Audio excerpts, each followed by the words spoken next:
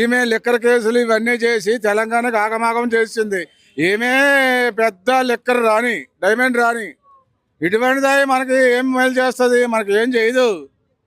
కేటీఆర్, హరీష్ రావు, కేసీఆర్ వీళ్ళు ఎంత పోనీ పోనీ చేయలేదు. ఇప్పటికి మళ్ళా వాళ్ళకి తెలుస్తుంది కదా. రేవంత్ రెడ్డి వచ్చాడు, రేవంత్ రెడ్డి అంతా మంచిగా చేస్తాడు. వీడు మంచిగా చేసి వీడు ఉంటాడు. ఎవడో మంచిగా చేయకపోతే వాడు అధికారం ఊడిపోద్ది. ఇంకా 2 సంవత్సరాలు ఉంది కదా, చూస్తారు జనము. జనం ఏం తెలివి తక్కువలేం కాదు. వీడు ఇస్తాడు సన్న బియ్యము. వాడు కేసీఆర్ వచ్చినా సన్న బియ్యం ఇస్తామన్నాడు.